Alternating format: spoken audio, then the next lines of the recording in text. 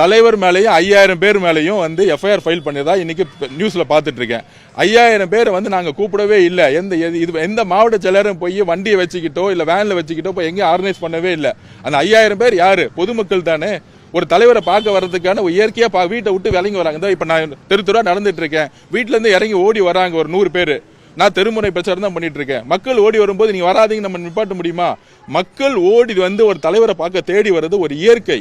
ஆனா அந்த இயற்கையான சம்பவம் மு.க. ஸ்டாலின் அவர்களுக்கு கிடையாது. அவருக்கு இயற்கையாக மக்கள் கூட்டம் கிடையாது, காசு வச்சு கூட்டிட்டு வராங்க. அந்த ஒரு பொறாமையோட உச்சபட்சத்துல தான், அந்த பயத்தோட உச்சபட்சத்துல தான் காவல்துறையை வச்சு எங்க தலைவர் விஜய் அவர்கள் மேல எஃப்ஐஆர் ஃபைல் பண்ணி கூட இருந்த பொதுமக்கள் மேல எஃப்ஐஆர் ஃபைல் பண்றாங்கன்னா இது வந்து எந்த மாநிலத்துமே நடக்காது. ஆக்சுவலா அந்த அளவிற்கு மு.க. ஸ்டாலின் சார் அவர்களும் திமுக காரங்களும் எங்க தலைவர் விஜய் சார் மேல ஒரு எஃப்ஐஆர் ஃபைல் பண்றாங்கன்னா எந்த அளவிற்கு பயத்தோட உச்சகட்சம். இன்னைக்கு இபிஎஸ் அதிமுக பொதுச்செயலர் இபிஎஸ் அவர்கள் வந்து எல்லா இடத்துலையும் பிரச்சாரம் பண்றாரு. அவர் மேல ஏதாவது எஃப்ஐஆர் போட்டிருக்காங்களா?